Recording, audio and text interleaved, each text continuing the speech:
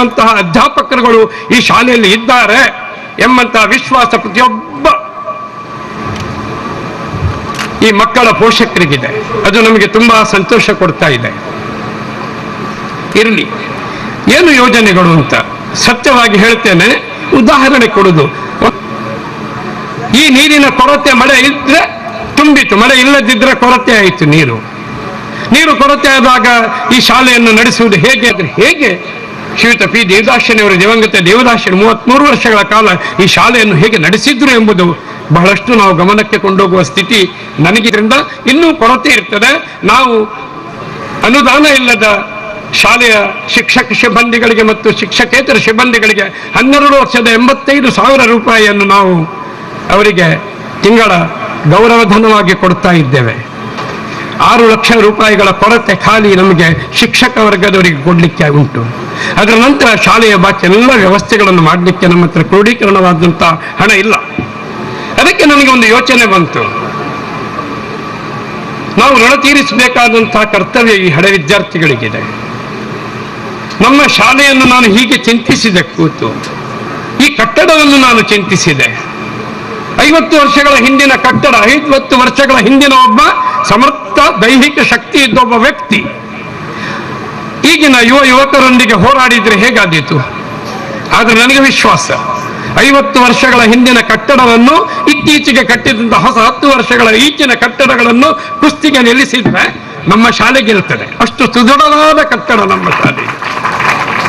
ಆದುದರಿಂದ ಯಾವುದೇ ನಮ್ಮ ವಿದ್ಯಾರ್ಥಿಗಳು, ಹಳೆ ವಿದ್ಯಾರ್ಥಿಗಳ ವಿದ್ಯಾಭಿಮಾನಿಗಳು ನಿಮ್ಮ ಶಾಲೆಗೆ ನಾವು ಕಟ್ಟಿ ಕೊಡ್ತೇವೆ ಹೇಳಿದ್ರೆ ನಾನು ಬೇಡ ಹೇಳ್ತೇನೆ. ನಮ್ಮ ಶಾಲೆಗೆ ಕಟ್ಟಡದ ಅವಶ್ಯಕತೆ ಇಲ್ಲ. ಬೇಕಾದಂತಹ ಸ್ಥಳಾವಕಾಶವಿದ್ದಂತಹ ಕಟ್ಟಡ, ಒಂದೊಂದು ತರಗತಿಗಳನ್ನ, ಒಂದೊಂದು ಕ್ಲಾಸ್ಗಳನ್ನ 4 ವಿಭಾಗವಾಗಿ ನಾವು ಕಲಿಸ್ತಾ ಇದ್ದೇವೆ.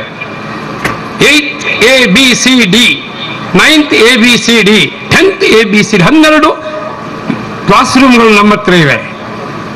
ಅದಲ್ಲದೆ TMFI ವಾಚನಾಲಯ ನಮ್ಮ ಹತ್ರ ಇದೆ.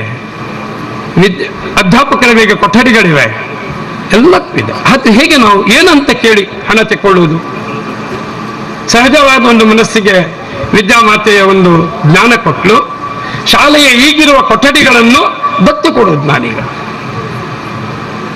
ಅದರ ಅರ್ಥ ಈ ತರಗತಿಯ, ಈ ಕೊಠಡಿಯ ಮತ್ತು ಇದರ ಪೀಠೋಪಕರಣ ಶಾಶ್ವತ ನಿರ್ವಹಣೆಯನ್ನು ಇಂತಹ ವ್ಯಕ್ತಿಗಳು ಅವರ ಪಿತೃಗಳ ಹೆಸರಿನಲ್ಲಿಯೋ ಅವರ ಯಾರ ಹೆಸರಿನಲ್ಲಿಯೋ ಅವರು ಕೊಟ್ಟರೆ ನಾವು ಆ ತರಗತಿಯನ್ನೇ ಅವರಿಗೆ ದತ್ತು ಕೊಡ್ತೇವೆ. ನಿರ್ವಹಣೆ, ಶಾಶ್ವತ ನಿರ್ವಹಣೆ. ಅದಕ್ಕೆ ನಾವು 2,50,000 ರೂಪಾಯಿಗಳನ್ನು ನಿಗದಿಪಡಿಸಿದೆವು. ಆ ಹಣವನ್ನು ನಾವು ಬ್ಯಾಂಕ್ನಲ್ಲಿ ಇಟ್ಟು ಅದರ ಬಡ್ಡಿಯನ್ನು ಮಾತ್ರ ತೆಗೆದು ಆಯಾಯ ತರಗತಿಯ ನಿರ್ವಹಣೆಯನ್ನು ಅವರ ಸದಿಚ್ಛೆಯ ಪ್ರಕಾರವಾಗಿ ನಾವು ನಿರ್ವಹಿಸುವಂತಹ ಒಂದು ಚಿಂತನೆ ಬಂತು. 3 ತರಗತಿಗಳು ನಮಗೆ ಈಗಾಗಲೇ ನಮಗೆ ಸಿಕ್ಕಿತು. ಆದರೆ ಈ 3 ತರಗತಿಗಳು ಕೊಟ್ಟವರು 2 ಮಹನೀಯರು ನಮ್ಮ ಶಾಲೆಯಲ್ಲಿ ವಿದ್ಯೆ ಮಾಡಿದವರಲ್ಲ, ಏನೋ ವಿದ್ಯಾಭಿಮಾನಿಗಳಾಗಿ ಕೊಟ್ಟಿದ್ದಾರೆ. 1 ತರಗತಿಯನ್ನು ನಮ್ಮ ಶಾಲೆಯ ಸ್ಥಾಪಕರಾದಂತಹ ದಿವಂಗತ ಕೇಶವ ಕೊಡುವ ಇವರ ಮಕ್ಕಳು ಕೊಟ್ಟಿದ್ದಾರೆ. ಹೊಸ ಎಲ್ರಿಗೂ ಶಕ್ತಿ ಇಲ್ಲ, ನನಗೂ ಗೊತ್ತಿದೆ, ನನಗೂ ಆಸೆ ಇದೆ, ಶಕ್ತಿ ಇಲ್ಲ. ಆದ್ರೆ ನಾನು ಆಸೆ ಪಡ್ತೇನೆ, ನಾನು ಬೇಡ್ತೇನೆ ಅದು ನಮ್ಮಿಂದ ಆಗಬೇಕು ಅಂತಹ ಒಂದು ವ್ಯವಸ್ಥೆ ಅಂತ. ಅಂಥವರಿಗೂ ನಾನು ಒಂದು ಶಾಲೆಯ ಈ ವ್ಯವಸ್ಥೆಯಲ್ಲಿ ಭಾಗಿಗೊಳ್ಳಲಿಕ್ಕೆ ಒಂದು ಚಿಂತನೆ ಮಾಡಿದೆ. 5 ವರ್ಷಗಳ ಯೋಜನೆಯನ್ನು ಮಾಡಿದ್ದೇನೆ. ಈ 5 ವರ್ಷಗಳಲ್ಲಿ ಪ್ರತಿಯೊಬ್ಬ ಹಿರಿಯ ವಿದ್ಯಾರ್ಥಿಗಳು ತಮ್ಮಿಂದ ಆದಷ್ಟು ಒಂದು ಧನ ಸಹಾಯವನ್ನ ಈ ನಿಧಿಗೆ ಕಳಿಸಬೇಕು, ಶಾಶ್ವತ ನಿರ್ವಹಣಾ ನಿಧಿಗೆ ಕಳಿಸಬೇಕು. ಹನಿ ಕೂಡಿ ಹಳ್ಳ ಎಂಬಂತಹ ನನ್ನ ಭಾವನೆ. ಶಕ್ತಿ ಇದ್ದವರು ಶಕ್ತಿ ಇದ್ದಷ್ಟು ಆ ತಾಯಿಯ ಪ್ರೇರಣೆಯಿಂದ ಏನು ನಿಮಗೆ ಕೊಡಬೇಕಂತ ಕಂಡಿದೆ ಅದನ್ನು ಆ ಶಾಶ್ವತ ನಿರ್ವಹಣಾ ನಿಧಿಗೆ ಕೊಟ್ಟು ಶಾಲೆಗೆ ನೀವು ತಿಳಿಸಬೇಕು. ಅದು ಉತ್ತೇಜನ ಸಿಗಬೇಕು. ಅದಕ್ಕೋಸ್ಕರ ಯಾರು 5,000 ರೂಪಾಯಿಗಳಂತೂ ಮೇಲಿನ ಧನ ಸಹಾಯ ಕೊಡ್ತಾರೆ ಅವರ ಹೆಸರುಗಳನ್ನು ನಾವು ಶಾಲೆಯಲ್ಲಿ ಹಾಕ್ತೇವೆ. ಯಾಕೆ ಹಾಕಬಾರ್ದಂತ ಯಾವ ತಪ್ಪುಗಳಿಲ್ಲ, ಶಾಲೆಯಲ್ಲಿ ಹಾಕ್ಬಹುದು. ಯಾಕೆ? ಶಾಲೆಯ ಮಕ್ಕಳು ಅವರು, ಆ ಮಕ್ಕಳು ಆ ತಾಯಿಗೆ ಕೊಟ್ಟಂತಹ ಒಂದು ಸೇವೆ ಅದು. ಹಾಗೆ ಕಂಡಿತ್ತು ನನಗೆ. ಅಂತಹ ಒಂದು ಯೋಜನೆಯನ್ನು ನಾವು ಹಾಕಿದ್ದೇವೆ. ಹಿರಿಯ ವಿದ್ಯಾರ್ಥಿಗಳು ಬಹಳ ವಿರಳವಾದ ಸಂಖ್ಯೆಯಲ್ಲಿ ಇದ್ದೀರಿ, ನನಗೆ ಗೊತ್ತಿದೆ. ಸಕಾಲದಲ್ಲಿ ನಿಮಗೆ ಆಮಂತ್ರಣವನ್ನು ಕೊಡ್ಲಿಕ್ಕೆ ಆಗಲಿಲ್ಲ. ಅದು ಬಂದ ವಿದ್ಯಾರ್ಥಿಗಳಿಗೆ ಅವರವರ ಶಾಲೆಯ ಕಲಿಯುವಿಕೆ ಸೇವೆ ಸಹಪಾಠಿಗಳಿದ್ದವರು ಈಗಲೂ ಸಂಪರ್ಕದಲ್ಲಿರುವಂತಹ ಸಾಧ್ಯತೆಗಳು ಜಾಸ್ತಿ ಇವೆ. ನೀವುಗಳು ಅವರುಗಳಿಗೆ ನಮ್ಮ ಇಚ್ಛೆಯನ್ನ ತಿಳಿಸಿ ಅವರನ್ನು ನಮ್ಮ ಶಾಲೆಗೆ ಸಂಪರ್ಕಿಸಬೇಕು ಅಂತ ನಿಮ್ಮ ಹತ್ರ ನನ್ನ ಪ್ರಾರ್ಥನೆ. ಹೆಚ್ಚೇನು ಹೇಳುವುದಿಲ್ಲ. ನಾವು ಕಲಿತ ಶಾಲೆ. ಎಲ್ಲ ವಿದ್ಯಾರ್ಥಿಗಳ ಹತ್ರ ನನ್ನ ಒಂದು ಕೋರಿಕೆ, ಇದು ಒಂದು ಶಿಷ್ಟಾಚಾರದ ಒಂದು ಸಭೆ ನಡೆಸ್ತಾ ಇದ್ದೇವೆ. ನನಗೂ ಮುಜುಗರ ಆಗ್ತಾ ಇದೆ. ನನ್ನೊಟ್ಟಿಗೆ ಕಲಿತವರು ನನ್ನೊಟ್ಟಿಗೆ ಇದ್ದಾರೆ ಇಲ್ಲಿ. ನಾನು ಶಾಲೆಯಲ್ಲಿ ಕಲಿತಾ ಇರುವಾಗ ಇತರ ಸಹಪಾಠಿಗಳು ನನ್ನ ಶಾಲೆಯವರು ಇಲ್ಲಿದ್ದಾರೆ, ನನಗೆ ಕಲಿಸಿದ ಗುರುಗಳಿಲ್ಲಿದ್ದಾರೆ. ಸಂಚಾಲಕ ಎಂಬ ಒಂದು ಸ್ಥಾನಕ್ಕೋಸ್ಕರ ನಾನು ಇಲ್ಲಿ ನಿಂತಿದ್ದೇನೆ, ಮಾತನಾಡ್ತಾ ಇದ್ದೇನೆ. ನಿಮ್ಮ ಹತ್ರ ಎಲ್ಲ ನನ್ನ ಪ್ರಾರ್ಥನೆ, ನಾವು ಇಲ್ಲಿ ಇನ್ನು ಕೆಲವು ವಿಷಯಗಳಲ್ಲಿ ಸಂತೋಷ ಪಡಲಿಕ್ಕಿವೆ. ನಾವು ಯಾವ್ಯಾವ ಹುದ್ದೆಯಲ್ಲಿ ಇದ್ದೇವೆ, ನಮಗೆ ಏನು ಈಗ ವಯಸ್ಸಾಗಿದೆ ಅದನ್ನೆಲ್ಲ ಮರೆತು ಈ ಶಾಲೆಯಲ್ಲಿ ಕಲಿಯುವಾಗ ಈ ಕ್ರೀಡಾಂಗಣದಲ್ಲಿ ಹೇಗೆ ನಾವು ಆಡಿದ್ದೇವೆ, ಹೇಗೆ ನಾವು ಸಂತೋಷ ಪಟ್ಟಿದ್ದೇವೆ, ಅದನ್ನು ನಮ್ಮ ಮೈಯಲ್ಲಿ ಈಗ ತಂದು ಮುಂದೆ ಆಗುವಂತಹ ಒಂದು ನಾವು ಸಂತೋಷ ಪಡುವಂತಹ ಕೆಲವು ಕಾರ್ಯಕ್ರಮಗಳಲ್ಲಿ ನಾವೆಂಬುದನ್ನು ಮರೆತು ಈಗಿನ ನಮ್ಮ ಒಂದು ಹುದ್ದೆ ಘನತೆಗಳನ್ನು ಮರೆತು ಅಂದಿನ ವಿದ್ಯಾರ್ಥಿಗಳಾಗಿ ಇದರಲ್ಲಿ ಪಾಲ್ಗೊಂಡು ನಾವೆಲ್ಲರೂ ಸಂತೋಷ ಪಡಬೇಕು. ಇದರಿಂದಾಗಿ ಖಂಡಿತ ನಮ್ಮ ವಿದ್ಯಾ ಮಾತೆಗೆ, ನಮಗೆ ಕಲಿಸಿದಂತಹ ವಿದ್ಯಾ ಗುರುಗಳಿಗೂ ಸಂತೋಷ ಆಗ್ತದೆ ಎಂಬಂತಹ ನನ್ನ ಭಾವನೆ ಸತ್ಯ ಅಂತ ನಾನು ನೆನೆಸ್ತೇನೆ. ಮಗದೊಮ್ಮೆ ನಂದೊಂದು ಪ್ರಾರ್ಥನೆ, ಈ ಶಾಲೆಯನ್ನ ಆರಂಭದಲ್ಲಿ 1 ವರ್ಷಗಳ ಕಾಲ ಆ ದಿನದ 6 ಗಂಟೆಗಳ ಕಾಲದಲ್ಲಿ ಅವಿಶ್ರಮವಾಗಿ ಒಂದು ಕ್ಷಣವನ್ನು ವ್ಯಯ ಮಾಡದೆ ಶ್ರೀಯುತ ದಿವಂಗತ ಅಣ್ಣಿಭಟ್ ಸರ್ ಮತ್ತು ಕೆ ಕುಬಂಡ್ರಾಯ್ ಇವರು 1 ವರ್ಷಗಳ ಕಾಲ 8AB ತರಗತಿಗಳನ್ನು ಪಾಣೆಮೂಡಿ SVS ಶಾಲೆಯಲ್ಲಿ ಆರಂಭಿಸಿದ್ರು. ಅಣ್ಣಿಭಟ್ರು 8Aಗೆ ಹೋಗೋದು, ಕುಬಂಡ್ರಾಯರು B ಅಲ್ಲಿರೋದು. ಪಾಠ ಮುಗಿಯಿತು, ಅಲ್ಲಿಂದಲೇ ಅಣ್ಣಿಭಟ್ರು Aಗೆ ಬರೋದು, ಕುಬಂಡ್ರಾಯರು Bಗೆ ಹೋಗೋದು. ಅವ್ರು ಇಲ್ಲಿ ಬರೋದು, ಇವರು ಅಲ್ಲಿ ಹೋಗೋದು. ಅವರ ಶ್ರಮ ಈಗ ಗೊತ್ತಾಗ್ತದೆ. ಈ ಶ್ರಮ ಏನು ಅಂತ ಖಂಡಿತ ಈಗಿನ ಅಧ್ಯಾಪಕರುಗಳಿಗೆ ಖಂಡಿತ ಗೊತ್ತಾಗಿರ್ಬೋದು ಎಷ್ಟು ಶ್ರಮ ಪಟ್ಟಿದ್ದಾರೆ ಅಂತ.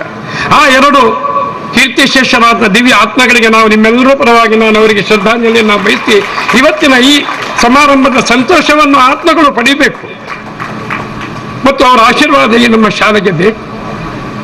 ಕುಬಂಡ್ರಾಯ್ ಮಾಸ್ಟರ್ ಯಾವುದೇ ಒಂದು ಸಂಬಂಧದ ಕುಡಿಗಳು ನಮಗೆ ಸಿಗಲಿಲ್ಲ. ಆದರೆ ತಾಯಿಯಾಗಿ ಇವತ್ತು ದಿವಂಗತ ಅಣ್ಣಿಭಟ್ ರವರ ಶ್ರೀಮತಿಯವರು ನಮ್ಮ ವೇದಿಕೆಯಲ್ಲಿದ್ದಾರೆ. ತಾಯಿಯವರ ನಿಮಗೆ ಎಲ್ಲ ಇಲ್ಲಿ ಸೇರಿದ ಸಭಿಕರ ಪರವಾಗಿ ನಮ್ಮ ವಂದನೆಗಳು. ಇತರ ಅಧ್ಯಾಪಕರುಗಳು ಇದ್ದಾರೆ, ಎಲ್ಲರಿಗೂ ನನ್ನ ವಂದನೆಗಳು. ಆದ್ದರಿಂದ ಮುಂದಿನ ಕಾರ್ಯಕ್ರಮಕ್ಕೆ ನಾನು ಅನುವು ಮಾಡಿಕೊಡ್ತೇನೆ. ಒಂದು ಸಂಚಾಲಕನಾಗಿ ಸಂಜೀವ್ ನಾನು 1-2 ಮಾತುಗಳನ್ನು ಆಡಬೇಕಾಗಿದೆ. ಹೆಚ್ಚಿನ ಮಾತುಗಳನ್ನು ನಾನು ಆಡೋದಿಲ್ಲ.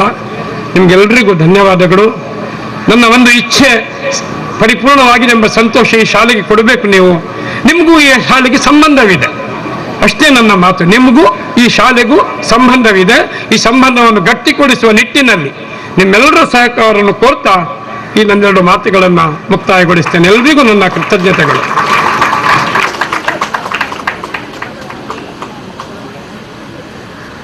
ಮುಂದಿನ ಕಾರ್ಯಕ್ರಮ ಹಿರಿಯ ವಿದ್ಯಾರ್ಥಿಗಳಿಂದ ಅನಿಸಿಕೆ.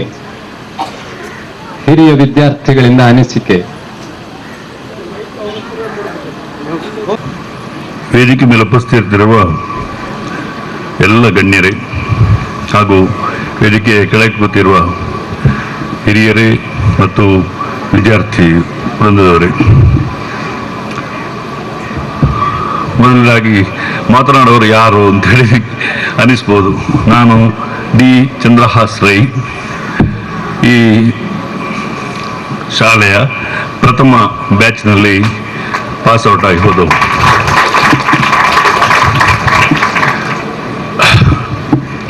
ಒಂದು ಸುಂದರ ಸಭಾ ಕಾರ್ಯಕ್ರಮದಲ್ಲಿ ನಾವು ಇದ್ದೇವೆ.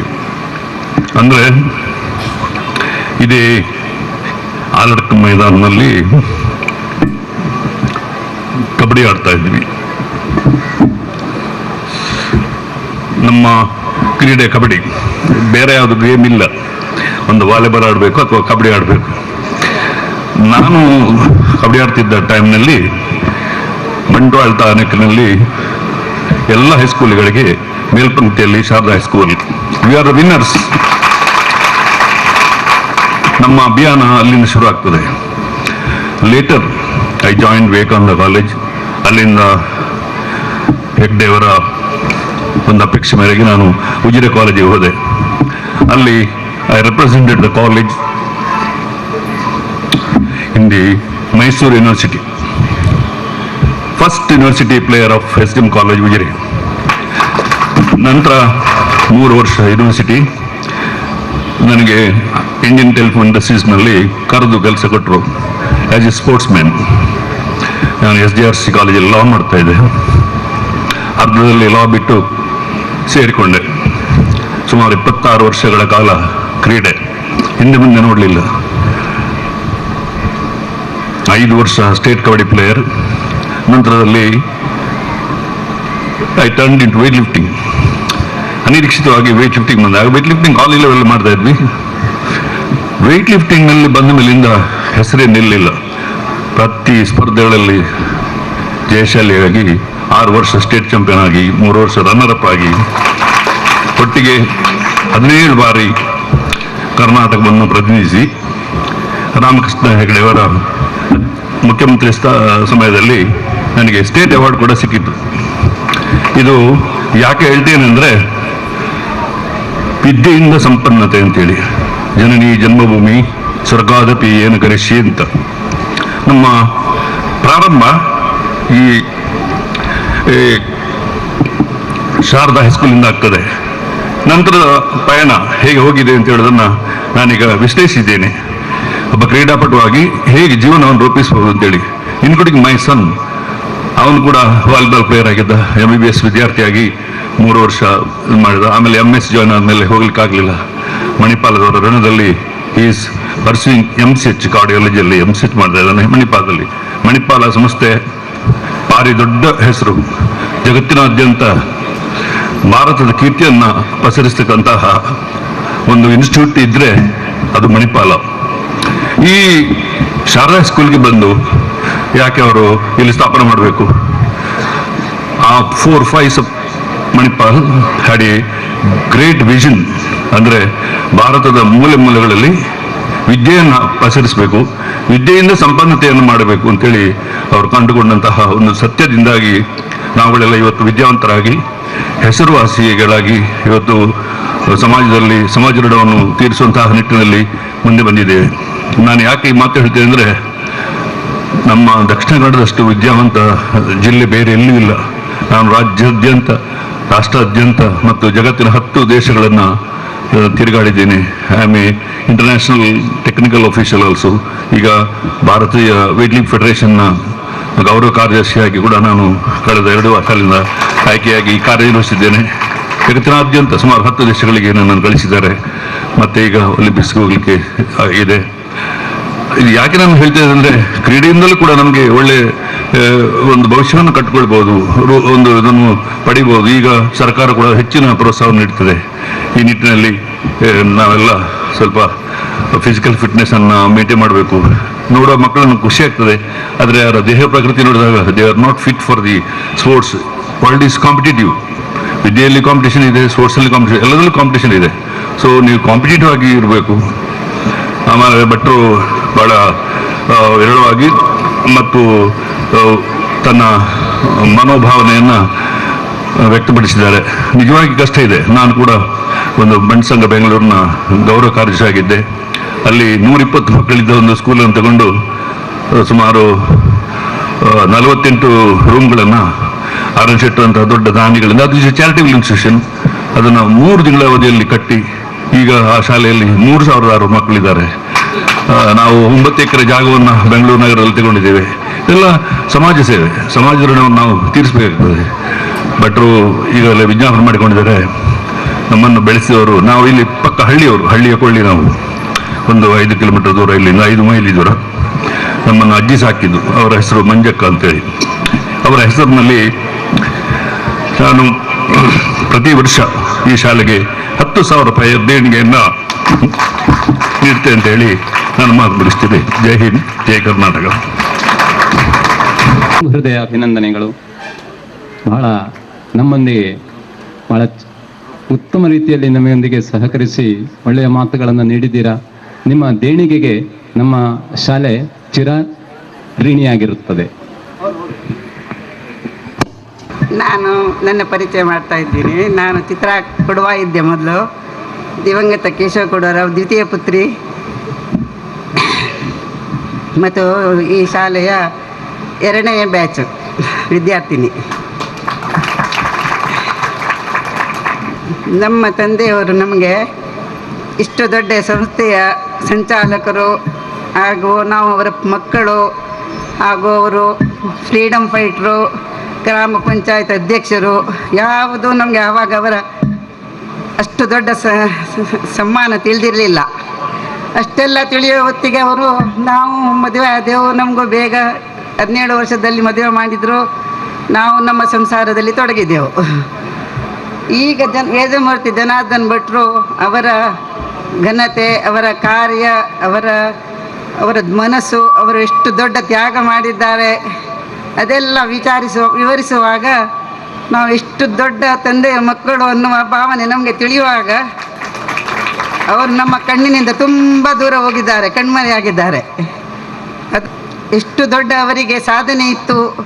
ಸ್ವಲ್ಪ ನಾವು ಅದರಲ್ಲೂ ಸಹಭಾಗಿ ಆಗಬಹುದಿತ್ತೇನೋ ಅಂತ ಈಗ ಅನ್ನಿಸುತ್ತಿದೆ. ಆದರೆ ಯಾವುದಕ್ಕೂ ನಮಗೆ ಅವಕಾಶ ಸಿಗಲಿಲ್ಲ. ಆದರೂ ನಾವು ಅವರ ಮಕ್ಕಳು.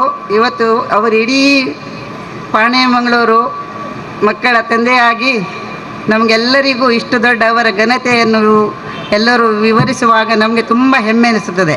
ಇಷ್ಟು ಹೇಳಿ ನನ್ನ ಮಾತನ್ನು ಮುಗಿಸುತ್ತೇನೆ. ಹಳೆ ವಿದ್ಯಾರ್ಥಿ ಮಂಜುನಾಥ್ ಭಟ್. ನಾನು ಪಿ ಮಂಜುನಾಥ್ ಭಟ್, ನರಿಕೊಂಬು, ಕೃಷಿಯನ್ನು ಮಾಡಿಕೊಂಡಿದ್ದೇನೆ. ಈ ಶಾಲೆಯ 77-78ರ ಸಾಲಿನ ವಿದ್ಯಾರ್ಥಿ. ಒಂದು ಮಾತು ನೆನಪು ಬರ್ತದೆ. 70ರ ದಶಕದಲ್ಲಿ ಮುಖೇಶ್ರವರು ರಾಜ್ ಕಪೂರ್ಗಾಗಿ ಒಂದು ಹಾಡಿದ ಹಾಡು, ಜೀನಾಯ ಮರ್ನಾಯ ಇಸ್ಕೆ ಸಿವಾ ಜಾನಾ ಕಹಾ, ಕಲ್ ಕೇಲ್ ಮೇ ಹಮ್ ಹೋ ನ ಹೋ ಗರ್ದಿಶ್ ಮೇ ತಾರೆ रहेंगे ಸದಾ, ಭೂಲೇಂಗೆ ಓ ಭೂಲೇಂಗೆ ತುಮ್ ಪರ್ ಹಮ್ ತುಮ್ಹಾರೆ रहेंगे ಸದಾ. ಈ ಮಾತು ಯಾಕೆ ಹೇಳ್ತಾ ಇದ್ದಾರೆ ಅಂದರೆ, ನಮ್ಮ ಸಂಚಾಲಕರು ಈ ಶಾಲೆಯನ್ನು ಸ್ಥಾಪನೆ ಮಾಡಿದಂಥ ದಿವಂಗತ ಕೇಶವ್ ಕುಡುವರು, PN ಭಂಡಾರ್ಕರ್, ಪ್ರೇರಕ ಶಕ್ತಿಯಾಗಿದ್ದಂತಹ ಮಾಧವ್ ಪೈ ಹಾಗೂ ಈ ಊರಿನ ವಿದ್ಯಾಭಿಮಾನಿಗಳಿಂದ ಭವ್ಯವಾದ ಒಂದು ಕಟ್ಟಡವನ್ನು ಕಟ್ಟಿಕೊಟ್ಟಿದ್ದಾರೆ. ಅವರು ಯಾವುದೇ ಫಲಾಪೇಕ್ಷೆ ಇಲ್ಲದೆ ಮಾಡಿದಂಥದ್ದು. ಆ ಬಳಿಕವೂ ಈ 50 ವರ್ಷಗಳಲ್ಲಿ ಯಾವುದೇ ಫಲಾಪೇಕ್ಷೆ ಇಲ್ಲದೆ ಈ ಒಂದು ಶಾಲೆ ನಡೆದಿದೆ. ಹಾಗಾಗಿ ಆ ಪ್ರೇರಕ ಶಕ್ತಿಯಾಗಿರುವಂತಹ ಅಂದಿನ ಸ್ಥಾಪಕರು ಒಂದು ನೆನಪಿಟ್ಟುಕೊಂಡಿರ್ಬೋದು. ನಾವು ಇರಬಹುದು, ಇಲ್ಲದೇ ಇರಬಹುದು. ಈ ಶಾಲೆ ಇನ್ನು ಮುಂದಿನ ಜನಾಂಗಕ್ಕಾಗಿ ಇರುತ್ತದೆ. ಹಮ್ ಹೋನ ಹೋ ಗರ್ದಿಶ್ ಮೇ ತಾರೆ रहेंगे ಸದಾ. ನಾವೆಲ್ಲ ಗರ್ದಿಶ್ ಮೇ ತಾರೆ, ನಾವೆಲ್ಲ ಈ ಶಾಲೆಯಲ್ಲಿ ಕಲಿತಂತಹ ಒಂದು ನಕ್ಷತ್ರಗಳು. ನಾನು ಒಬ್ಬ ಕೃಷಿಕ. ನನ್ನ ಮಿತ್ರರು ತುಂಬ ಜನ ಇದ್ದಾರೆ, ಈ ಊರಿನಲ್ಲೇ ಇದ್ದಾರೆ. ಡಾಕ್ಟರ್ ವಿಶ್ವನಾಥ್ ನಾಯ್ಕರು ವೈದ್ಯಕೀಯ ಕ್ಷೇತ್ರದಲ್ಲಿ ಇದ್ದಾರೆ. ಅಬ್ದುಲ್ ರಜಾಕ್ನವರು ಹಜಾಜ್ ಗ್ರೂಪ್ನಲ್ಲಿದ್ದಾರೆ. ಮೊಹಮ್ಮದ್ ರಫೀಕ್ನವರು ತಾಫಿಕ್ ಇಂಡಸ್ಟ್ರೀಸ್ ಮಾಡ್ತಾ ಇದ್ದಾರೆ. ಶಿವಾನಂದ್ ಪೈ ಅವರು, ಶಿವಾನಂದ್ ಭಟ್ರು ಒಂದು ಒಳ್ಳೆ ಕಂಪನಿಯಲ್ಲಿ ಕೆಲಸಕ್ಕೆದಲ್ಲಿದ್ದಾರೆ. ಅರುಣ್ ಪಡಿಯಾರ್ರವರು ಡಾಕ್ಟರೇಟನ್ನು ಪಡೆದಿದ್ದಾರೆ. ಗಣೇಶ್ ಕಾಮತ್ರು ಒಂದು ಬ್ಯಾಂಕಿನಲ್ಲಿ ಉದ್ಯೋಗದಲ್ಲಿದ್ದಾರೆ. ವಾಸುದೇವ್ ಕೊಡುವರು ಒಂದು ಇಂಜಿನಿಯರ್ ಆಗಿದ್ದಾರೆ. ನಾವೆಲ್ಲ ಇದೇ ಶಾಲೆಯಲ್ಲಿ ಕಲಿತವರು. ನನ್ನ ಕರ್ಮಭೂಮಿ ಇದು. ನಾನೊಬ್ಬ ಕೃಷಿಕನಾಗಿ ಇದೇ ಊರಿನಲ್ಲಿದ್ದೇನೆ. ಅವರೆಲ್ಲ ಅವರ ವೃತ್ತಿ ಜೀವನದಲ್ಲಿ ಬೇರೆ ಬೇರೆಗೆ ಊರಿಗೆ ಹೋಗಿದ್ದಾರೆ. ಆದರೆ ಇಂದಿನ ದಿನದಲ್ಲಿ ಈ ಒಂದು 50ನೇ ವರ್ಷದ ಸಮಾರಂಭದಲ್ಲಿ ಅವರೆಲ್ಲ ಬಂದಿದ್ದಾರೆ. ಅವರನ್ನೆಲ್ಲ ನೋಡುವಾಗ ಹೃದಯ ತುಂಬಿ ಬರ್ತದೆ. ಶಾಲೆಗೆ ಅವರು ಎಷ್ಟು ಅಭಿಮಾನ ಇಟ್ಟಿದ್ದಾರೆ. ಆವಾಗ ಆ ಮಾತು ನೆನಪು ಬರ್ತದೆ, ಕಲ್ ಕೇಲ್ ಮೇ ಹಮ್ ಹೋ ನ ಹೋ ಗರ್ದಿಶ್ ಮೇ ತಾರೆ रहेंगे ಸದಾ. ಜೈ ಹಿಂದ್.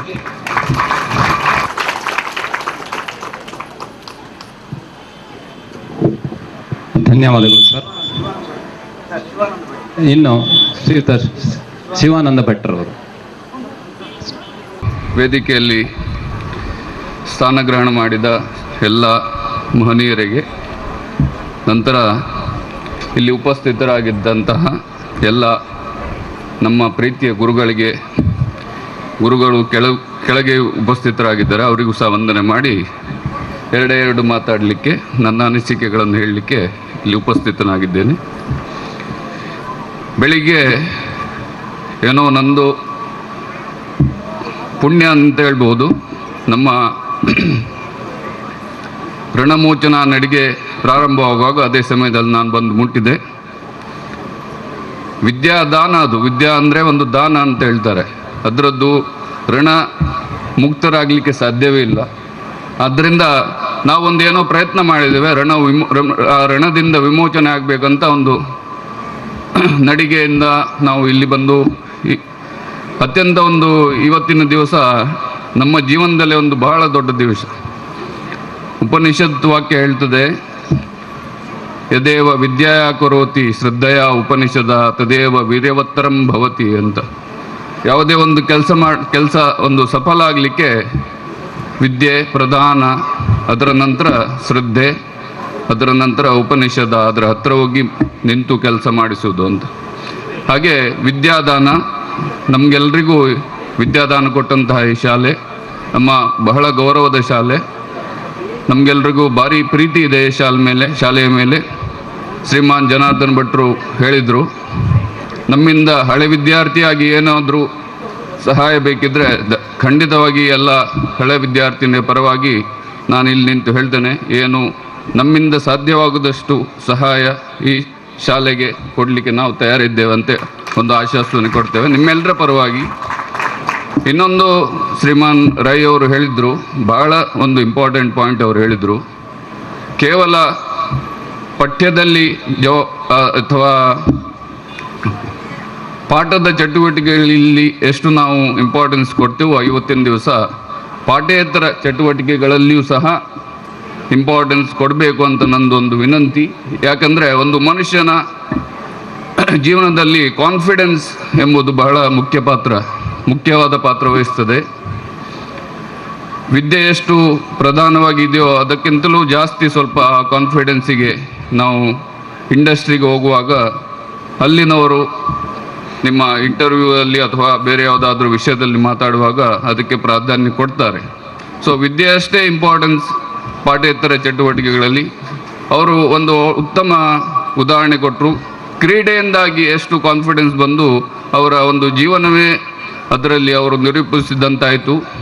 ಹಾಗಾಗಿ ಒಂದು ವಿನಂತಿ ಅಂದರೆ ಪಾಠೇತರ ಚಟುವಟಿಕೆಗಳಲ್ಲಿ, ಅದು ಕ್ರೀಡೆ ಇರ್ಬೋದು, ಮ್ಯೂಸಿಕ್ ಇರ್ಬೋದು, ಆರ್ಟ್ಸ್ ಇರ್ಬೋದು, ಏನೂ ಇರ್ಬೋದು, ಅಷ್ಟಕ್ಕೂ ಸಹ ನಾವು ಪ್ರೋತ್ಸಾಹ ಕೊಟ್ಟರೆ ಒಂದು ಓವರಾಲ್ ಡೆವಲಪ್ಮೆಂಟ್ ಅಂತ ಈಗ ಫೋಕಸ್ ಮಾಡ್ತಾರೆ. Overall development of the kid ಅಂತ ಹೇಳ್ತಾರೆ ನಮ್ಮ ಸೈಡೆಲ್ಲ, ಬಾಂಬೆಯಲ್ಲೆಲ್ಲ. ಅದಕ್ಕೆ ಈಗ ಪ್ರೋತ್ಸಾಹ ಜಾಸ್ತಿ. ಅದು ಒಂದು ಈ ಶಾಲೆಯಲ್ಲಿ ಆದರೆ ನಮಗೆ ಒಂದು ಉತ್ತಮ ಅಂತ ಅನಿಸ್ತದೆ ಅಂತೇಳಿ ನನ್ನ ಎರಡು ಮಾತುಗಳನ್ನು ಇಲ್ಲೇ ಮುಗಿಸ್ತೇನೆ. ಶಿವಾನಂದ ಪೈಯವರಿಗೂ ಧನ್ಯವಾದಗಳು. ಈಗ ಮುಂದಿನ ಕಾರ್ಯಕ್ರಮಕ್ಕೆ ಅಡಿ ಇಡ್ತಾ ಇದ್ದೇವೆ. ನಿವೃತ್ತ ಅಧ್ಯಾಪಕರಿಗೆ ಗೌರವ ಸಮರ್ಪಣೆ. ಈ